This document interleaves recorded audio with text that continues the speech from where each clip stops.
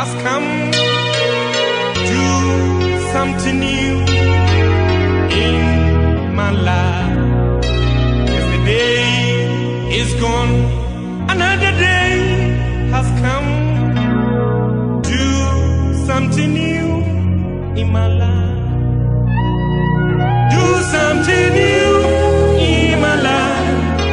Something new in my life. Something new in my life. Oh Lord, do something new in my life. Something new in my life. Something new in my life. Oh Lord.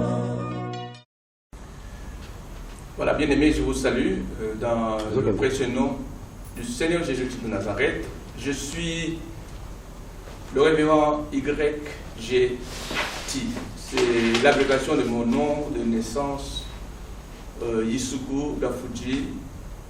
On m'appelait Tito à la naissance, mais quand je suis devenu serviteur de Dieu, c'est précisément en l'année 1998 que Dieu m'a interpellé pour changer mon nom. Il y a beaucoup qui ont célébré leur 50e anniversaire. Et c'est important que je dise ceci dans cette émission, parce que je suis resté toute l'année 2012 dans le silence et à observer ce qui se passait, à interroger le Seigneur pour me dire, mais qu'est-ce qui ne va pas avec l'église francophone et particulièrement l'église congolaise à l'Angleterre et ailleurs. Donc les pasteurs étaient jeunes, il y a 10, 15 ans ou même 20 ans. Et maintenant beaucoup ont célébré 50 ans, donc ils ont déjà franchi la deuxième moitié du siècle. Est-ce qu'ils peuvent encore continuer à se comporter comme il y a 20 ans et commettre les mêmes bévues, les mêmes imperfections après avoir atteint la moitié du siècle, l'âge de la sagesse? Donc je suis venu à ce titre de pasteur, le premier pasteur francophone au Royaume-Uni, pour faire un peu de comparaison entre ce que j'ai connu à partir des années 1987, plus ou moins, que la première église francophone, essentiellement congolaise, zaïroise à l'époque, a commencé au Royaume-Uni jusqu'à ce jour, pour faire des constats. Et je dois être honnête avec moi-même en tant qu'intellectuel, en tant que critique d'art, en tant qu'écrivain, pour ceux qui ne le savent pas, j'ai un esprit de discernement. Je n'accepte pas des erreurs qui ne méritent pas d'être commises. Et même dans mon ministère, j'ai été, comme Paul l'a dit, sévère vis-à-vis de moi-même et vis-à-vis de ceux qui ont travaillé avec moi. Mais à cette époque, il y a 10 ans, 15 ans, 20 ans, je pouvais encore tolérer certaines choses en me disant, ils sont encore jeunes.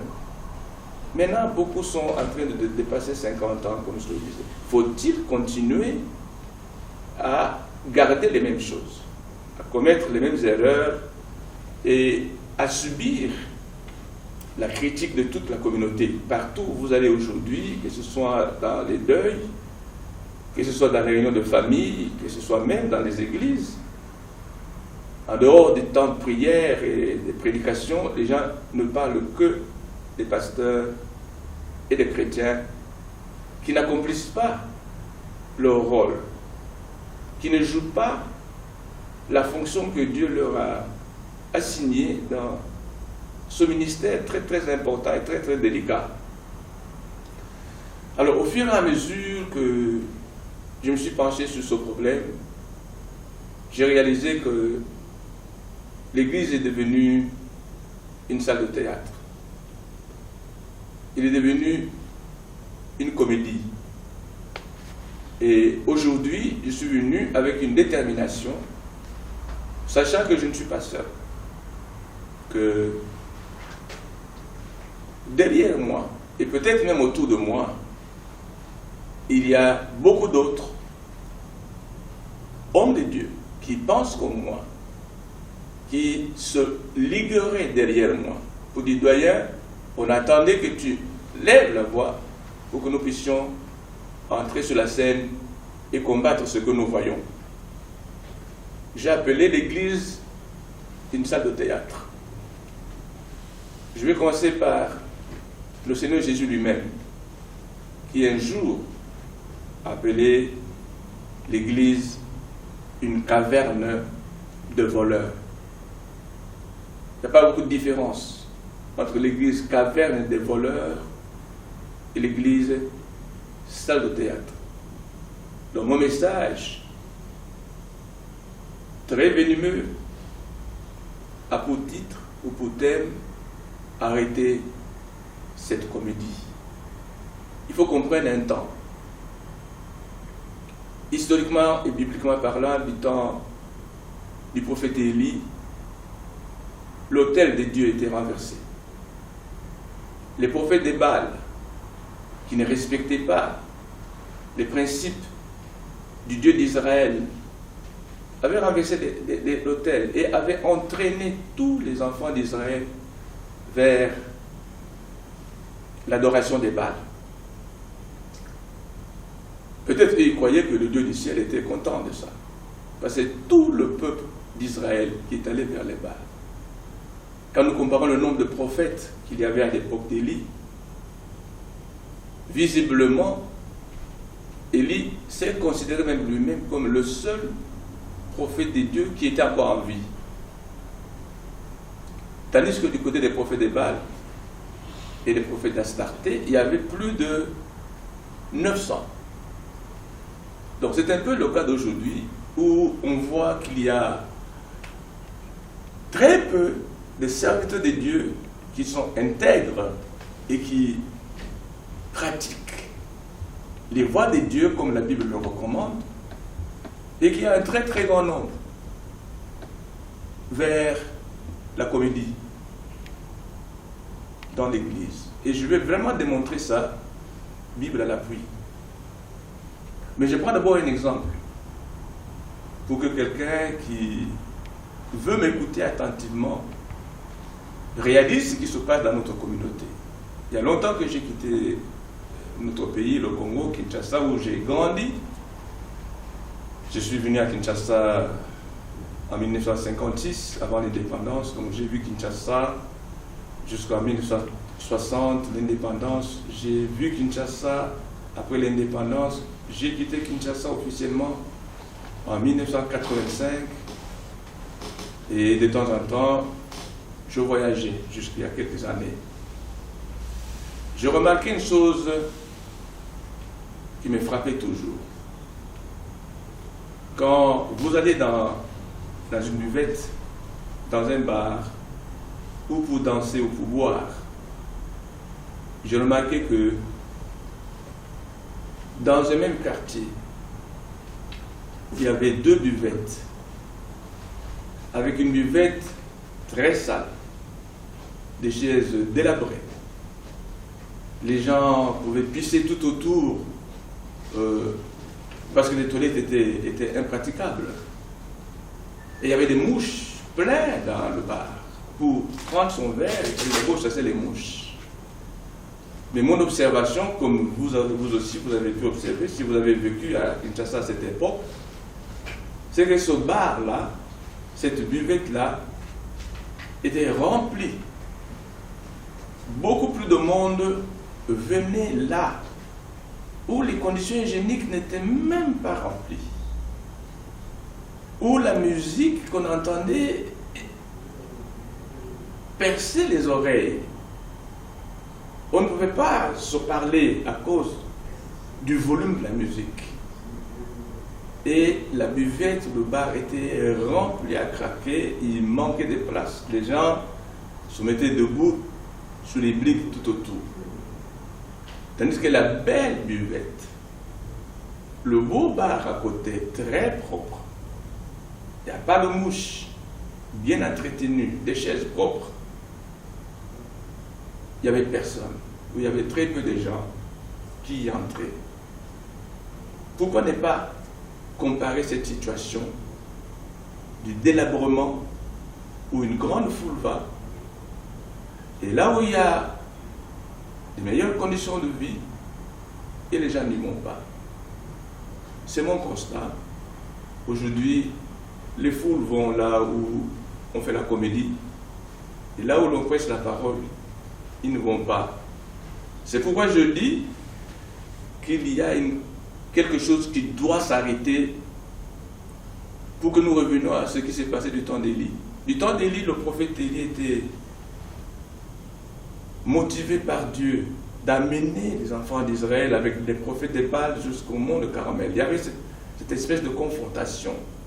Il faut une confrontation pour quitter le mal et ramener le peuple de Dieu vers le bien. Et à ce moment, on ne peut avoir ni honte ni peur. Ce sont les deux choses qui bloquent les enfants de Dieu.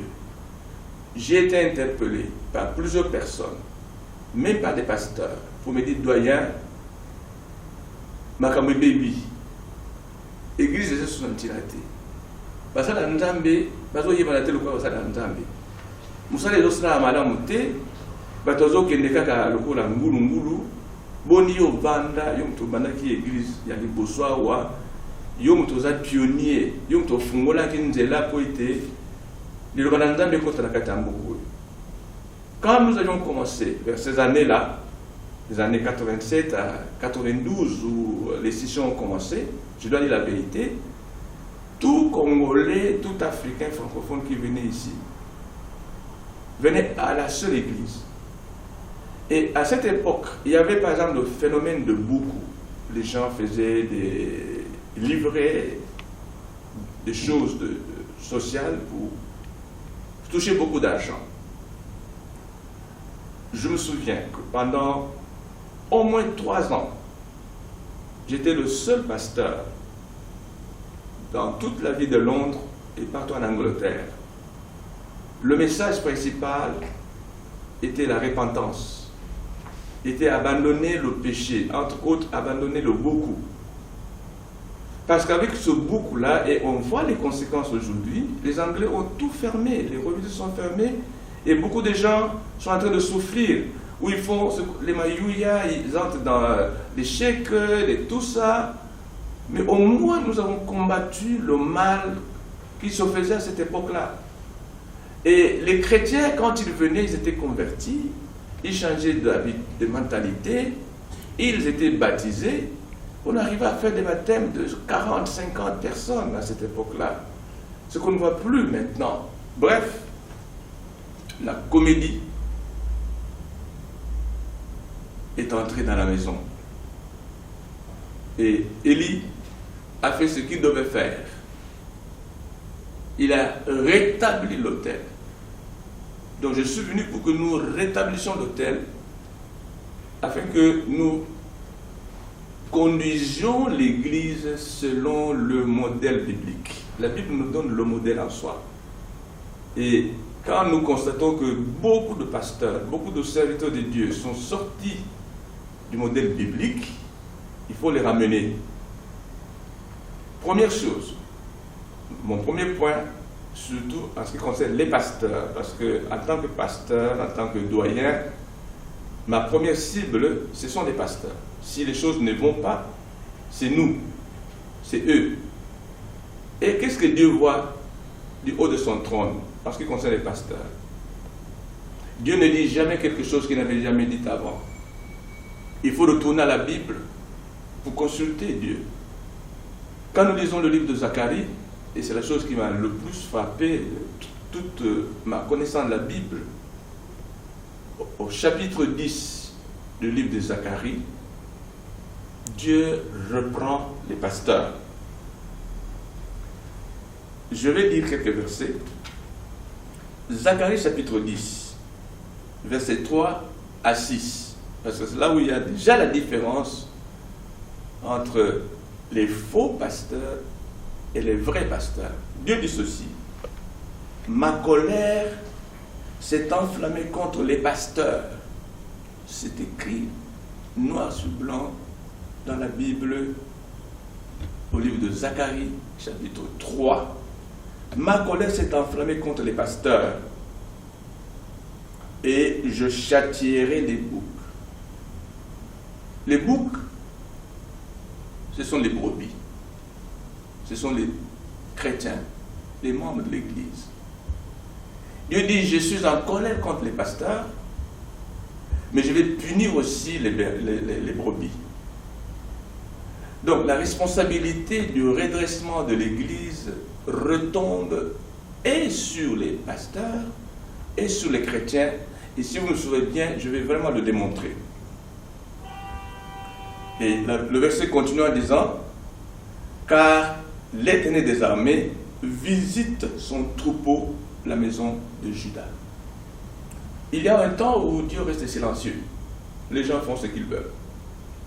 Dans la Bible, c'est plein d'exemples. Le temps de Noé, jusqu'à ce que Dieu fasse tomber le déluge, les gens disaient, bon, il va rien arriver. Le temps de Sodome et de Gomorrhe, les gens disaient, il n'y a rien qui va arriver. Nous avons parlé un peu du temps d'Élie. Les gens disaient, il ne va rien arriver. Dieu ne voit pas.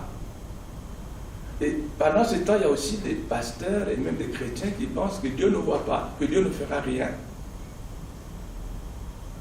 Mais Dieu dit, je vais châtier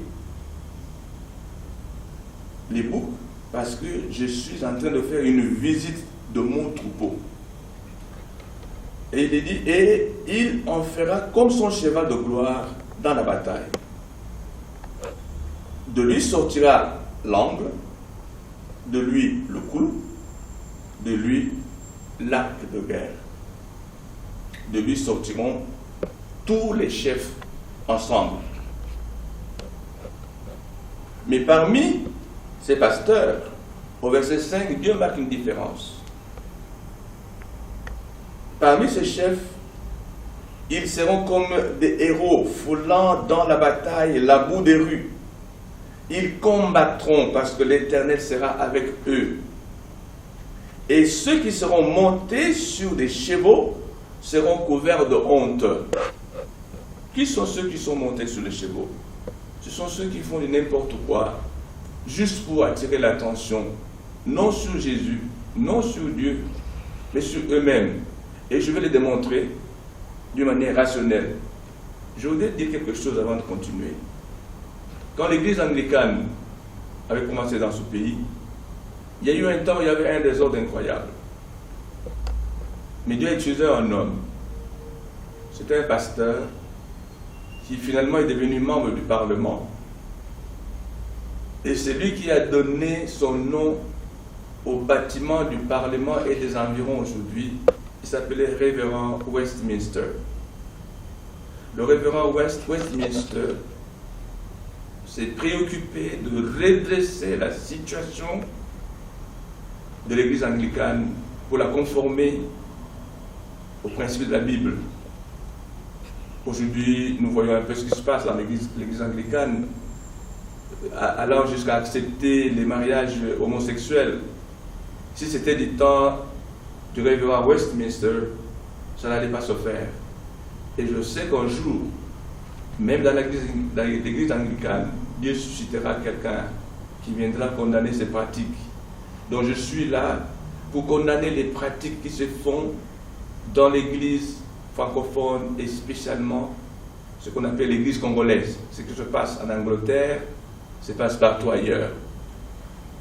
Ils combattront. Ceux qui seront montés sur les chevaux seront couverts de honte. Et Dieu dit au verset 6, « Je fortifierai la maison de Juda et je délivrerai la maison de Joseph. Je les ramènerai car j'ai compassion d'eux. »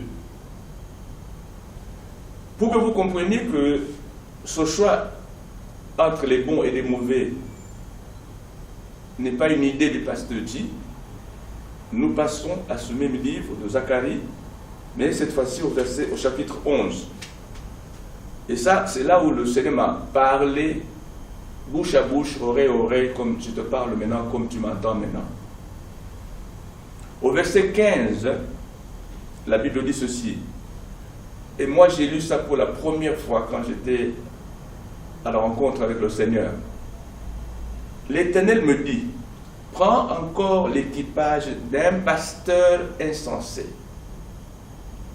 Car voici, je susciterai dans le pays un pasteur qui n'aura pas souci des brebis qui périssent, il n'ira pas à la recherche des plus jeunes, il ne guérira pas les blessés, il ne soignera pas les saines, mais il dévorera la chair des plus grasses et il déchirera jusqu'aux cornes de leurs pieds.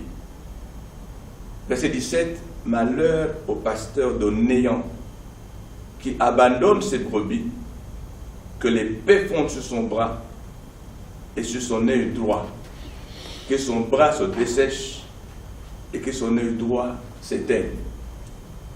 Bien-aimés, il y a des pasteurs insensés. Être insensé, c'est être fou. C'est agir par folie. Aujourd'hui, il y a beaucoup de pasteurs congolais en particulier. Je ne sais pas si c'est l'influence du Nigeria en particulier ou si ça vient d'où. Parce que l'influence de l'église évangélique congolaise vient de l'Angleterre. Ce sont des missionnaires anglais qui sont venus nous amener l'évangile. Et puis les Américains sont venus, les Suédois, ainsi de suite. Du moins, en ce qui concerne l'église protestante à laquelle j'appartiens. Ces hommes qui sont venus nous apporter la parole, ne prêchez jamais en criant comme des tonneaux vides. Et vous savez que c'est le tonneau vide qui fait le plus de bruit. Si vous m'entendez, vous pouvez vous mettre en colère contre moi, mais il faut mieux reconnaître la vérité pour qu'on change et qu'on enlève le mal. La vertu ne peut pas devenir un vice. Et le vice ne peut pas devenir une vertu. Le mensonge ne peut pas devenir la vérité. La vérité ne peut pas devenir le mensonge. Ça ne marche pas. C'est pourquoi la comédie doit s'arrêter. Premièrement, les gens ont appris à crier inutilement trop fort. Ça m'est mesuré. J'ai fait la pédagogie, j'ai fait la méthodologie, je suis enseignant de formation. J'ai enseigné à l'école maternelle, à l'école primaire, à l'école secondaire et à l'université. J'ai fait des conférences partout. Un des principes pédagogiques qu'on nous a appris, c'est que quand vous parlez sans micro, il faut mesurer l'étendue de la salle et vous élevez la voix pour que les gens qui sont dans le fond de la salle puissent vous entendre clairement. Mais maintenant, nous avons des micros, nous avons des amplificateurs. Les gens, même en parlant doucement, les gens peuvent entendre partout. Mais vous regardez la comédie aujourd'hui, il n'y a pas de différence entre les maboqués, quand ils sont sur la scène, et les pasteurs. Ils crient, ils sautent, ils font des singeries. C'est pourquoi c'est de la manipulation, si vous ne le savez pas. Jésus n'a jamais crié sur le peuple à qui il donnait la parole. Les apôtres n'ont jamais crié dans les endroits où ils prêchaient. Ils parlaient calmement. Suivez les enseignements de Jésus, même sur vidéo, vous allez voir. Calmement. Au bord du lac. Dans une pirogue. Et les gens entendaient. Et les gens écoutaient. Ce qui fait la puissance d'un enseignement ou d'une prédication, ce n'est ni le volume de votre voix, ni les gestes que vous utilisez pour impressionner, c'est le contenu du message. C'est ça qui attire le peuple. C'est ça que le peuple veut recevoir. La Bible ne dit pas que la foi vient de ce qu'on voit. Mais la Bible dit, la foi vient de ce qu'on entend. C'est le contenu de la parole que vous communiquez au peuple de Dieu qui donne la foi. Ce ne sont pas vos gestes. Et j'ai vu même dans certaines délivrances, il faut que la personne qu'on délivre, pour qu'on soit sûr qu'elle est délivrée, il faut que la personne tombe, qu'elle se roule. Parfois on doit la lier, les bras et les jambes, avec des fils.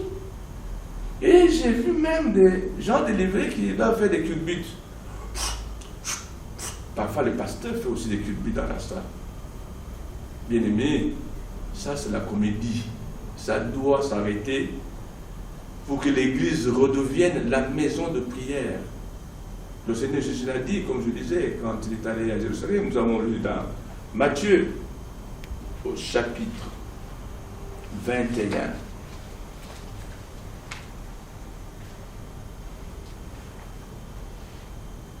Versets 12 et 13. Jésus entra dans le temple, dans l'église. Il chassa tous ceux qui vendaient et qui achetaient dans le temple. C'est un peu ce qui se passerait si Jésus venait dans une église aujourd'hui. Il va commencer par chasser le pasteur et chasser tous ces qui sont ces agités, ces gens qui sont comme envoûtés, qui font n'importe quoi dans l'église. Il renversa les tables des changeurs et les sièges des vendeurs de pigeons. Et il leur dit, il est écrit, ma maison sera appelée une maison de prière, mais vous en faites une caverne de voleurs. Qui peut dire mieux que Jésus? Qui peut faire mieux que Jésus? Donc, il y a des pasteurs insensés. C'est dit clairement, Zacharie, chapitre 11, que nous venons de lire. Et ces pasteurs-là, quelle est leur caractéristique?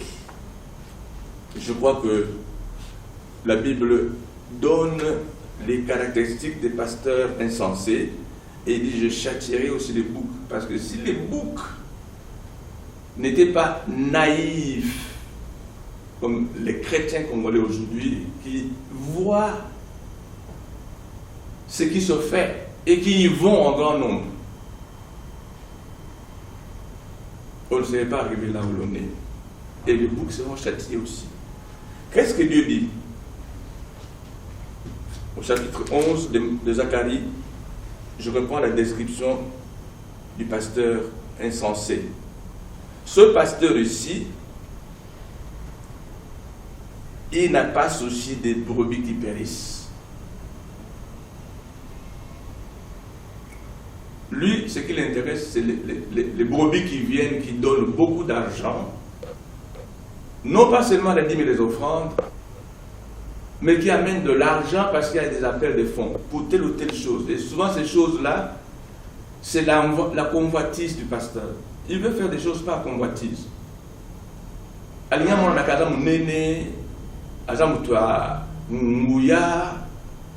Il fait tomber beaucoup de gens, il parle de beaucoup de guérisons et les choses marchent.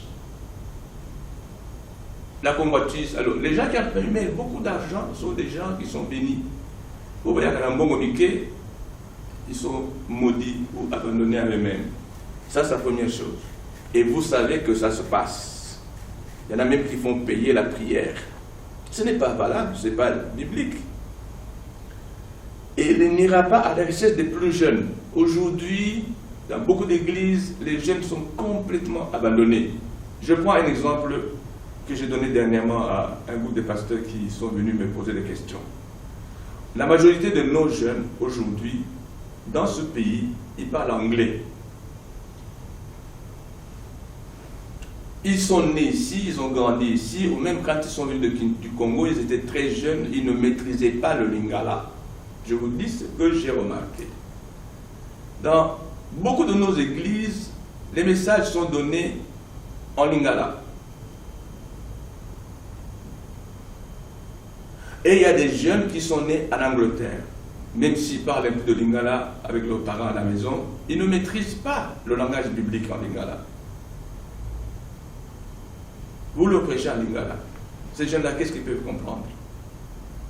Et comment l'église de l'avenir pourra marcher? Et Dieu dit, ces pasteurs-là, ils ne vont pas à la recherche des jeunes. Ils abandonnent les jeunes à eux-mêmes. Vous êtes en Angleterre, vous devez apprendre à prêcher en anglais. Ainsi, vous pouvez aussi voir les anglophones venir dans votre église. Nous avons maintenu le français depuis le départ parce que c'est la langue que nous parlons en Afrique, la langue officielle. Et en parlant le français, nous avons la possibilité d'avoir les Ivoiriens, les Camerounais, les Togolais, les Béninois venir tous prier ensemble avec les Congolais. Mais maintenant, comme pour se détacher des francophones, les Congolais privilègent le lingala. Ce n'est pas mauvais, mais il y a toujours ces mais-là, ça devient de la comédie. Alors, il ne guérit pas les blessés. Je ne parle pas de ces blessés qui viennent avec de faux témoignages, avec de ceci et de cela, mais beaucoup de gens sont blessés dans nos églises, non seulement à cause de nous, pasteurs, ce que nous disons, mais entre eux, ils se blessent, dans les couples, ils se blessent, il n'y a pas de paix, et il n'y a personne qui s'en occupe. Aujourd'hui, l'évangile de salut, l'évangile de paix, l'évangile qui donne la joie est abandonné. On ne parle que de la prospérité, à la rigueur, de la guérison. Quand on utilise parfois des moyens qui ne sont pas bibliques, moyens non bibliques, je vais peut-être en parler un peu si je le peux. Et Dieu appelle, il dit, il dévore la chair des plus grasses. Comme je disais, on ne s'intéresse qu'à ceux qui donnent beaucoup. Et il les déchire jusqu'aux cornes, jusqu'à ce qu'ils les épuisent, et puis ils quittent cette assemblée. Beaucoup sont en train de quitter ces assemblées-là et de retourner là où ils étaient avant. Une fois encore, j'ai des choses à dire là-dessus. Mais j'avance. Il y a la manipulation, il y a la pêche dans les aquariums. Beaucoup de ceux qui se disent aujourd'hui grands pasteurs, grandes églises, si Dieu revenait, et sur base de ce qu'il avait dit dans Hébreux au chapitre 10, Hébreux au chapitre 10, verset 25, où la Bible dit « N'abandonnons pas nos assemblées comme quelques-uns parmi nous ont l'habitude de le faire. » Si le Seigneur Jésus revenait et dit que chacun retourne dans son église d'origine, là où il a son père spirituel, là où il a reçu Jésus dans son cœur, quand il a entendu le message de salut, et là où il a été baptisé, ou même là où il était marié, aujourd'hui, il y a des églises qui fermeront, parce que tous leurs membres vont retourner dans leurs églises d'origine. Et ces églises vont se retrouver avec des chaises vides, parce qu'eux-mêmes n'ont pas gagné d'âme. C'est honteux. Nous sommes en train de vider le ciel pour remplir l'enfer. Alors que nous devions vider l'enfer pour remplir le ciel. L'évangile de la foi a pour objectif de gagner des âmes. Pas d'aller prendre des âmes qui sont déjà gagnées, qui sont déjà dans des églises où ils prient, et de les impressionner, surtout avec la télévision aujourd'hui, pour qu'ils viennent affluer vers nos assemblées. Je sais que quelqu'un sera choqué. S'il n'y a pas de choc, vous ne pouvez pas être guéri. S'il n'y a pas de blessure, vous ne serez pas traité. Alors, qu'est-ce que ces églises vont devenir si chaque chrétien retournait à son église d'origine? Parce que beaucoup ont abandonné leur assemblée où ils priaient. Ça se voit. Ça se voit. Celui qui vous a fait connaître l'évangile, chez lui, chez qui vous avez reçu Jésus dans votre cœur comme votre Seigneur et votre Sauveur, vous le quittez et vous allez dans l'autre bar plein de mouches, plein de poussière, tout simplement parce que il y a beaucoup de gens qui vont, la musique est très forte, on crie. Qui est votre père spirituel? Les brebis, comme les bergers, sont mis au banc des accusés. Et ici, dans ce verset 15, Dieu parle de l'équipage d'un pasteur insensé. L'équipage, c'est l'ensemble de tous ceux qui sont dans un bateau ou bien dans un avion. Ceux qui le conduisent, ceux qui le mènent. Et cet équipage-là est puni de la même manière que le pilote, s'il est insensé. Si l'avion tombe, si le navire fait naufrage, c'est tout l'équipage qui est puni. Est-ce qu'on s'interroge là-dessus? Je suis venu pour percer l'abcès.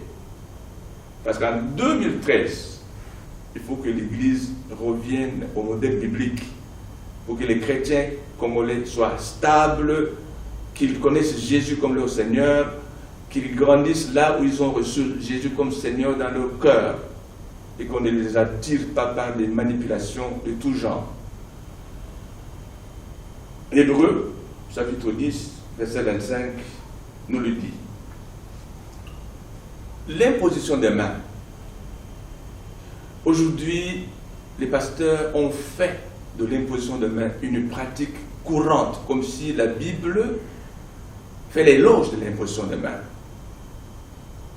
On impose les mains sur n'importe qui. Un pasteur a dit qu'on impose même la tête, on impose les pieds, mais parfois on ne voit aucun résultat. Il n'y a pas de guérison, il n'y a pas de délivrance. Je parle de l'imposition de main. On impose les mains sur n'importe qui dans la salle. Or, la Bible, on impose les mains pour la délivrance, pour chasser les démons. La Bible ne donne aucun passage biblique où Jésus ou les apôtres ont imposé les mains sur quelqu'un pour chasser les démons. Un démon, on le chasse par la parole. Si l'onction et la puissance de Dieu est sur vous, le démon, c'est l'être le plus obéissant. Il obéit quand il reconnaît votre autorité spirituelle. On n'impose pas les mains pour chasser un démon. La Bible donne deux utilisations pour imposer les mains. Vous imposez les mains pour la guérison. Jésus a dit, vous imposerez les mains aux malades et les malades seront guéris. Imposez les mains pour les malades. Parfois, on laisse des malades, on va imposer les mains sur des personnes qui ne sont pas malades ou qui sont possédées. Quelqu'un qui est possédé, on voit par la manifestation de l'esprit qui est en lui. Et on chasse l'esprit. On impose la main pour transférer l'onction, pour transférer l'autorité. Paul a imposé les mains sur Timothée, et vous avez ceci dans 1 Timothée, chapitre 4, verset 14. Je crois que je n'ai pas besoin de lire toutes ces écritures, tellement elles sont nombreuses, mais il n'y a pas une vérité biblique qui n'est pas confirmée par un passage biblique. Paul dit à Timothée de garder le don qu'il a reçu quand il lui a imposé les mains. Transfert de dons. Timothée n'avait pas de démons, Paul devait chasser. Arrêtez cette histoire d'imposer les mains sur n'importe qui, tout simplement parce que vous voulez voir les gens tomber pour qu'on dise Hosanna Ngouya, Hosanna puissance. C'est de la comédie. Il y a des gens qui utilisent leurs mains pour transmettre des démons à d'autres, qui utilisent leurs mains pour hypnotiser d'autres. Quand la personne a les yeux fermés, tu lui imposes les mains, ça l'endort. Beaucoup de gens tombent. Les gens ne tombent pas parce qu'ils sont possédés. Et puis on voit des délivrances où les gens courent dans la salle, ou comme je disais, les gens font du culbute. C'est au PC bango démon na yo, au PC bango esprit na yo mabe. Et puis les gens viennent, ils acclament, la salle est remplie. Il y a des gens qui viennent sains et qui rentrent remplis de démons chez eux. Et au lieu d'amener la paix à la maison, on amène des troubles. Je suis en train de citer les points qui me paraissent fâcheux. Je vais écrire ça dans un livre pour que le livre soit lu. La prospérité et l'argent. Il y a des pasteurs, il y a des églises qui ne prêchent jamais contre le péché, qui ne prêchent jamais la repentance, qui ne prêchent jamais le pardon, et la réconciliation avec Dieu d'abord et avec les hommes, qui ne parle pas de l'adoration de Jésus. Tout ce qu'il prêche pendant des années et des années, c'est l'argent, c'est la prospérité.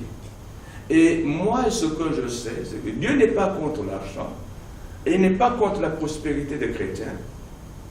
Mais ma Bible me dit dans Proverbe 10, au verset 12, que c'est la bénédiction de l'Éternel qui enrichit, et il ne la fait suivre d'aucun chagrin. La volonté de Dieu, c'est que chacun de ses enfants soit béni. Il a des bénédictions célestes qu'il nous a données en Jésus-Christ. Éphésiens chapitre 1, verset 4 le dit. Mais pour ce qui est de bénédiction financière, il n'y a qu'un moyen biblique pour quelqu'un d'être béni par Dieu financièrement, c'est la fidélité dans ses offrandes et sa dîme.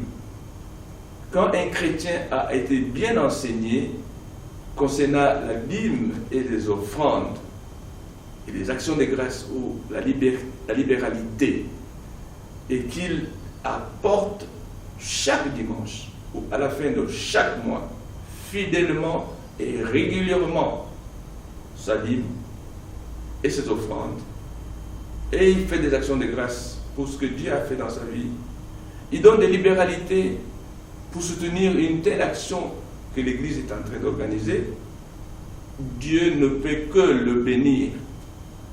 Il a dit, mettez-moi à l'épreuve dans Malachie 3, verset 10. Vous verrez si je n'ouvrirai pas les écluses des cieux, les portes du ciel, pour que les bénédictions célestes qui sont là descendent sur vous. Les chrétiens congolais ne connaissent pas ces enseignements. On les bombarde avec donner et vous serez enrichis. Il y en a qui l'ont fait et qui n'ont jamais trouvé un pound en plus dans leur compte. Ils ont attendu une semaine, un mois, 3 mois, 6 mois, 1 an, sans rien recevoir comme confirmation de la promesse. Alors c'est quoi? C'est des prophéties de mensonges. C'est des enseignements, des manipulations. Et Dieu est contre cela. J'ai parlé de la pêche dans les aquariums. J'ai parlé de la manipulation. J'ai parlé de la comédie qui se fait à l'église. J'ai parlé de l'imposition de main. J'ai parlé des pasteurs insensés et des brebis inconscientes. Mais je vais parler enfin d'un des problèmes les plus importants, spécialement dans la communauté congolaise, le manque d'unité. Le manque d'unité. L'unité ne manque pas parce que les gens se disent la vérité. Mais l'unité manque parce qu'il y a trop d'ambition, trop d'orgueil et trop d'égoïsme. Chacun veut être comme un champ de maïs où chaque maïs a la barbe. Dans une église qui se respecte, une communauté qui se respecte, même une famille qui se respecte, il y a les aînés, il y a les cadets. Il y a ceux qui commandent, il y a ceux qui suivent. Donc, la Bible dit, dans Marc chapitre 3, versets 24 et 25, si une maison, un royaume est divisé contre lui-même, ce royaume ne peut subsister.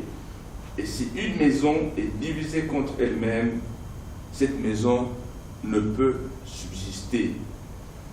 L'Église, que ce soit le corps de Christ, que ce soit l'Église locale, ne peut pas subsister s'il n'y a pas d'unité. Donc, bien aimé, je termine par là. Je sais que j'aurai l'occasion de revenir. Sinon, en 2013, attendez-vous à ce que j'intensifie ce genre de message dans la communauté, parce que c'est ma responsabilité. Et je voudrais que l'Église congolaise, au Royaume-Uni d'abord et ailleurs, suive le modèle biblique. Et Dieu sera glorifié. Que Dieu vous bénisse d'avoir suivi ce message très violent, mais très authentique, qui a voulu mettre des points sur les i, parce qu'il faut que la comédie s'arrête. Que Dieu vous bénisse.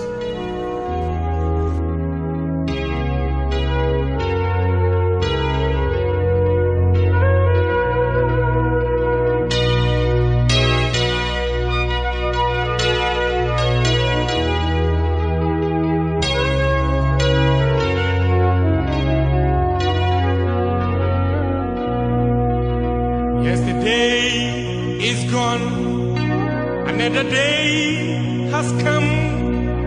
Do something new in my life. Yesterday is gone. Another day has come. Do something new in my life. Yesterday is gone. Yes, another day has come.